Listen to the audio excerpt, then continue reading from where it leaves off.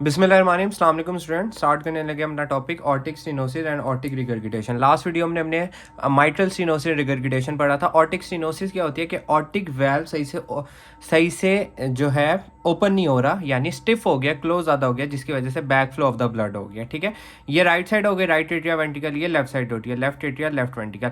Left ventricle से लेके यहाँ क्या नाम है, पल्मनरी वेजल्स में ब्लड जाता है थ्रू ऑर्टिक वेल्व। यहाँ एक वेल्व होता है जिसको कहते हैं aortic valve.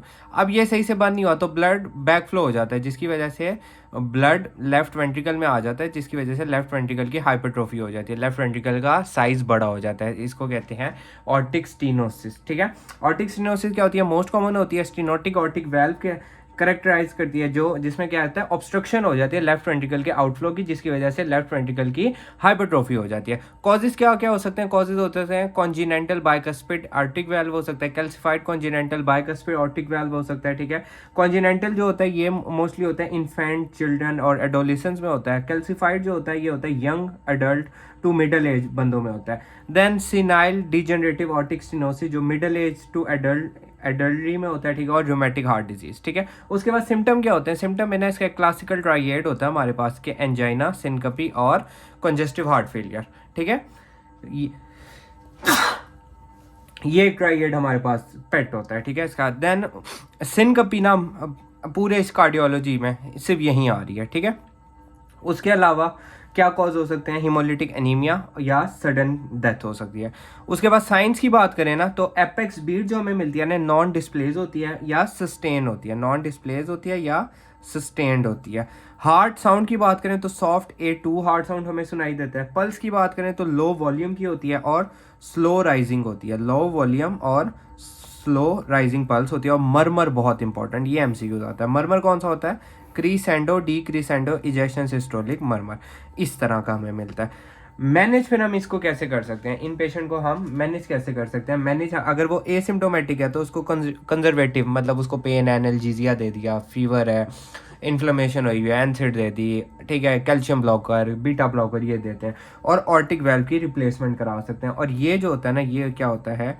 Treatment of choice होता है ऑर्टिक वेल्व रिप्लेसमेंट। ये ट्रीटमेंट ऑफ चॉइस होता है, ये इंडिकेटेड होता है इन ऑल सिम्टोमेटिक पेशेंट और एसिम्टोमेटिक जिनमें सवेयर होगा ऑर्टिक स्टेनोसिस। ठीक है, ओल्ड एज में इसकी कॉन्ट्रा इंडिकेशन नहीं होती। ठीक है, देन हम आते हैं ऑर्टिक रिगर्गिटेशन। रिगर्गिटेशन का मतलब होता है कि सही से बंद नहीं हो रहा, जिसकी वजह से ब्लड वापसी आ रहा है, जिसकी वजह से लेफ्ट वेंट्रिकल और aorta, left ventricle plus aorta दोनों की इंक्रीज हो जाती है, दोनों की हाइपरट्रोफी हो जाती है, इंक्रीज हो जाता है, साइज हो जाता है, रेट्रोग्रेड ब्लड फ्लो हो जाता है लेफ्ट वेंट्रिकल में।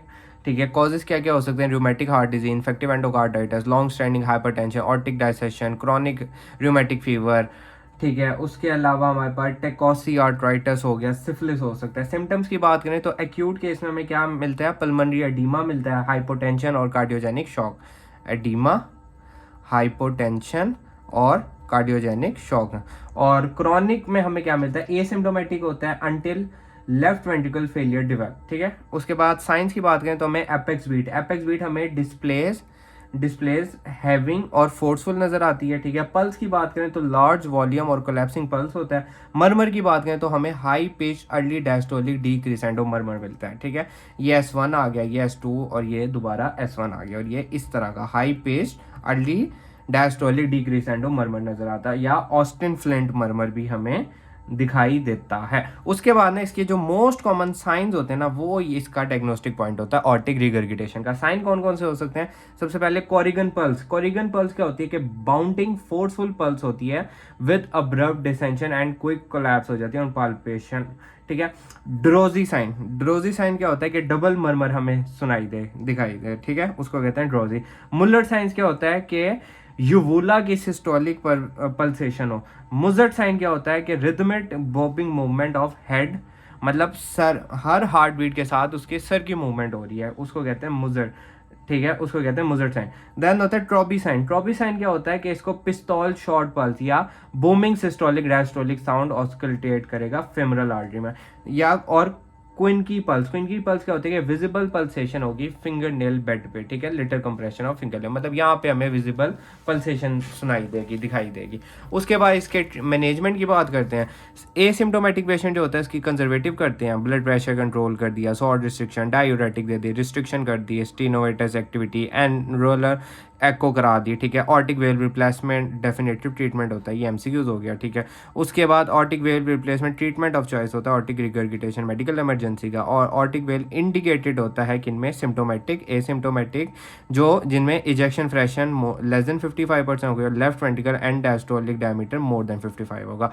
उसके बाद कंपैरिजन की बात करें, mitral stenosis, mitral regurgitation, aortic stenosis and aortic regurgitation. Murmur की बात करें तो माइट्रल स्टेनोसिस का था mid diastolic murmur, mitral regurgitation का था पेनसिस्टोलिक मर्मर, ऑर्टिक सिनोसिस का था इजेशन सिस्टोलिक, और ऑर्टिक रिगर्गिटेशन का था अर्ली डायस्टोलिक।